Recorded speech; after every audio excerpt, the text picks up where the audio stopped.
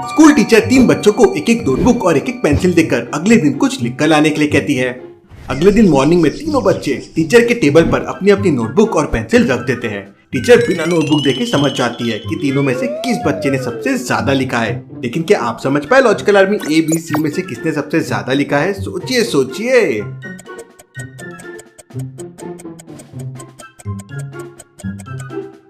दूसरे बच्चे की पेंसिल को देखिए, वो सबसे ज्यादा यूज हुई है, मतलब उसने सबसे ज्यादा लिखा होगा। टीचर नोटबुक खोल के देखती है तो उसने ही सबसे ज्यादा लिखा था। चलिए अगली पहेली देखते हैं। बंटी अपने पापा के साथ ट्रेन में ट्रैवल कर रहा था। ट्रेन 120 किलोमीटर पर आवर की स्पीड से भाग रही थी। बंटी एक सिक्का उछालता है तो सिक्का वापस उसके हाथ में आ जाता है। लेकिन अगले दिन बंटी वापस सिक्का साइकिल चलाते हुए उछालता है, लेकिन सिक्का पीछे गिर जाता है। अरे ऐसा कैसे? साइकिल भी मोशन में थी, ट्रेन भी मोशन में थी, लेकिन ट्रेन में सिक्का हाथ में आ गया और साइकिल में पीछे गिर गया। ऐसा क्यों? सोचिए सोचिए लॉजिकल आर्मी।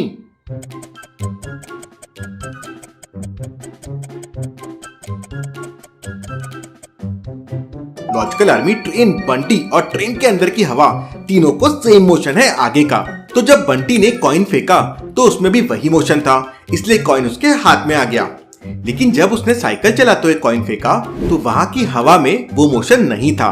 तो कॉइन को आगे का मोशन तो मिला, लेकिन उसे हवा का फ्रिक्शन भी मिल गया, जिसके वजह से कॉइन उसी मोशन के साथ आगे नहीं बढ़ पाया और वो बंटी के पीछे गिर गया। सही था ना ये? चलिए अगली पहेली देखते हैं।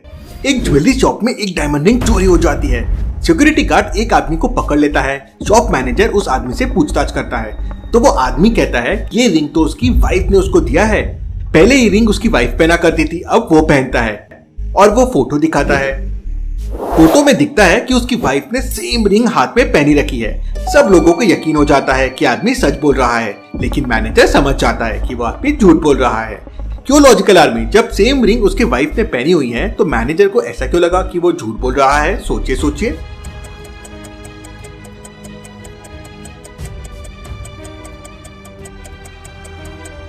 वो आदमी झूठ बोल रहा है क्योंकि उसकी वाइफ की फिंगर बहुत पतली है और वो आदमी की फिंगर बहुत मोटी है। तो वो रिंग उसके वाइफ के हाथ में भी परफेक्ट सेट हो रही थी और इसके हाथ में भी परफेक्ट सेट हो रही है। ऐसा कैसे पॉसिबल है? मतलब ये दूसरी रिंग है, यही चोर है। चलिए अगली पहेली देखते हैं। टिंकू और मिंकू अपनी मम्मी के साथ डॉक्टर के पास हेल्थ चेकअप के लिए जाते हैं।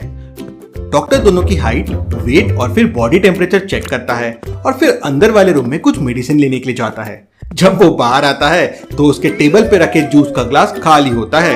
डॉक्टर को समझ नहीं आता जूस किसने पी लिया, टिंकू ने या फिर मिंकू ने। लॉजिकल आर्मी, क्या आप सोच के बता सकते हैं डॉक्टर कैसे पता करेगा कि जूस किसने पिया है? सोचिए सोचिए।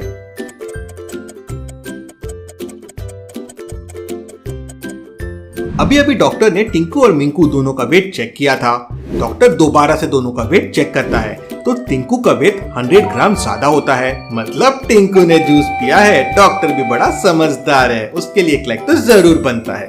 चलिए अगली पहेली देखते हैं। गोलू और पिंटू एक रेस्टोरेंट में जूस पीने जाते हैं, लेकिन उनके पास केवल एक जूस के पैसे थे। तो दोनों जूस शेयर करने का प्लान करते हैं।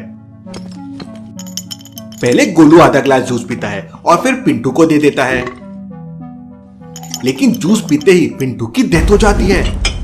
लॉजिकल आर्मी, अब आप सोचिए और मुझे बताइए, जब जूस में जहर था तो गोलू को क्यों कुछ नहीं हुआ? सोचिए सोचिए।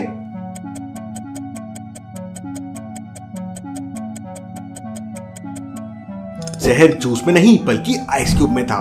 तो जब गोलू ने जूस पिया तब आइस पिघला नहीं था और जब पिंटू ने जूस पिया आइस पिघल चुका था, इसलिए उसकी डेथ हो गई। चलिए अगली पहेली देखते हैं। बंटी एक जैसी दिखने वाली 2 बोतल लेता है और एक बोतल में नॉर्मल पानी भर देता है और दूसरे बोतल में गर्म पानी भर देता है और दोनों बोतल को फ्रिज में रख देता है। बंटी को लगता है कि नॉर्मल वाटर जल्दी फ्रीज हो जाएगा क्योंकि गर्म पानी पहले ठंडा होगा फिर फ्रीज होगा। लॉजिकल आर्मी, क्या आप भी यही सोच रहे हो? अच्छे से सोचिए। समय चाहिए तो वीडियो को पॉज कीजिए।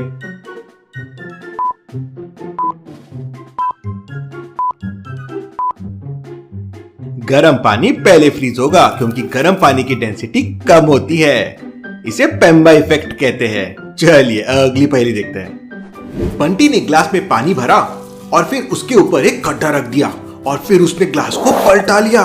लॉजिकल आर्मी, क्या लगता है आपको, ग्लास से पानी गिरेगा या नहीं गिरेगा? अच्छे से सोचिए और मुझे आपका आंसर कमेंट करके बताएं।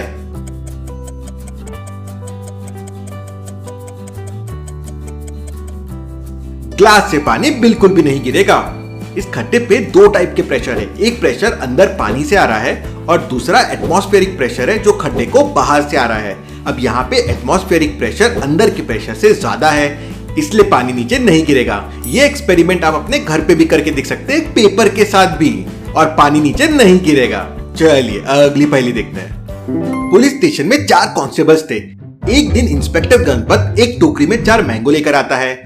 उसे अब चारों कांस्टेबल को एक एक मैंगो देना है, लेकिन चैलेंज ये है कि चारों को मैंगो देने के बाद भी टोकरी में एक मैंगो बचा होना चाहिए। ऐसा कैसे पॉसिबल है लॉजिकल आर्मी? सोचिए सोचिए और मुझे आपका आंसर कमेंट करके बताएं।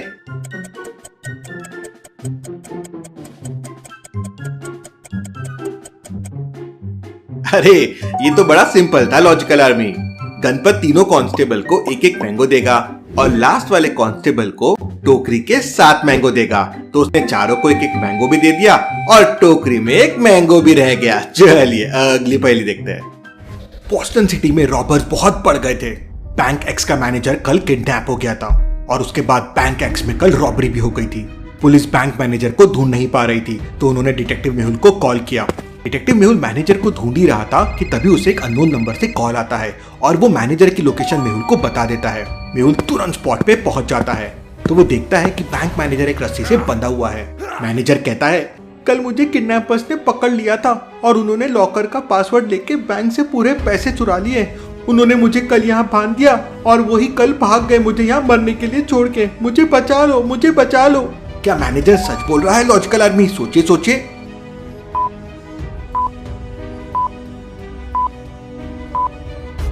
पिक्चर को ध्यान से देखिए। टेबल पे एक बनाना रखा हुआ है और वो बनाना छिला हुआ है और खराब भी नहीं हुआ है। अगर मैनेजर कल से बंधा हुआ है तो फिर बनाना कौन खा रहा था? मतलब वो किडनैपर से मिला हुआ है, वो सिर्फ नाटक कर रहा है। मेहुल उसे तुरंत पकड़ लेता है। चलिए अगली पहेली देखते हैं। जॉर्ज की आज लॉटरी लगी है पूरे 1 लाख रुपए की। जॉर्ज पूरे पैसे लेता है और कबर्ड में रख देता है, लेकिन अगले दिन पैसे चोरी हो जाते हैं। जॉर्ज तुरंत डिटेक्टिव मेहुल को बुला लेता है। मेहुल जॉर्ज के तीनों रूममेट्स कैरी, विंस्टन और लियो से पूछताछ करता है। कैरी कहता है, मैं तो कल रात पार्टी कर रहा था और उसके बाद से सो रहा था। मुझे लॉटरी वाले 1 लाख रुपए के बारे में कुछ नहीं पता है। विंस्टन कहता है, मैं तो मेरे आंटी के घर गया था, 2 घंटे दूर रहती है, अभी वापस आया हूँ।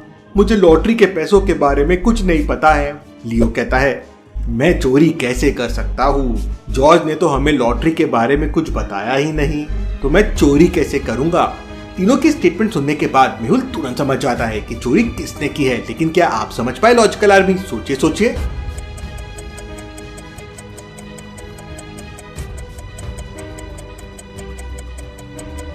लियो ने कहा कि जॉर्ज ने उन्हें लॉटरी के बारे में कुछ बताया ही नहीं था, तो फिर कैरी को लॉटरी और 1 लाख रुपए के बारे में कैसे पता था? विंस्टन को भी लॉटरी के बारे में पता था, मतलब लियो झूठ बोल रहा है। मेहुल तुरंत उसे पकड़ लेता है। चलिए अगली पहेली देखते हैं।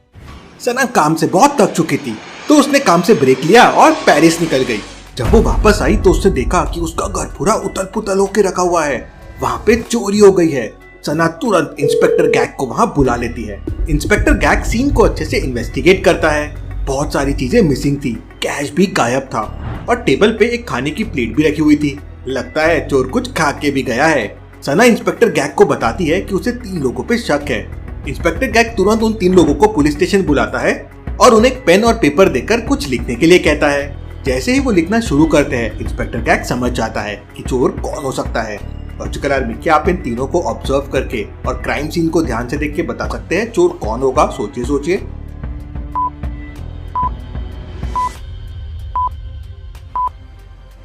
गर्ल ए ने चोरी की है। अगर आप ध्यान से देखोगे तो चोर ने जब घर पे खाना खाया तो उसने चम्मच को लेफ्ट साइड पे रखा था, मतलब चोर लेफ्टी है और इन तीनों लोगों में सिर्फ गर्ल ए ही लेफ्टी है, इसलिए यही चोर हो सकती है।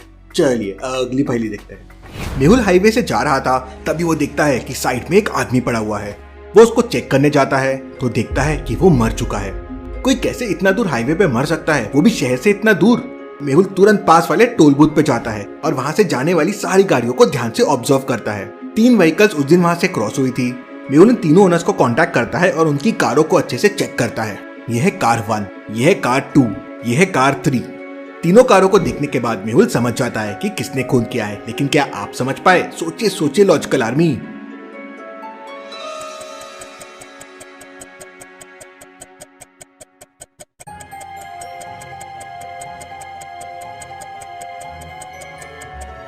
दूसरी वाली व्हीकल को ध्यान से देखिए, उसके अंदर एक रेड ग्लव्स पड़ा हुआ है और इसी रेड ग्लव का दूसरा पैर वो डेड बॉडी के पास पड़ा हुआ था। उसी से मेहुल समझ जाता है कि इसी के ओनर ने मर्डर किया है। मेहुल उसे पकड़ लेता है। चलिए अगली पहेली देखते हैं। पहला कहता है ये मेरी माँ नहीं है, दूसरा कहता है ये मेरी माँ नहीं है, तो ये किसकी माँ है? लॉजिकल आर्मी अच्छे से सोचिए और मुझे आपका आंसर कमेंट करके बताएं। और ऐसी और पहेलियों के लिए जल्दी से चैनल को सब्सक्राइब कर लीजिए। Thank you.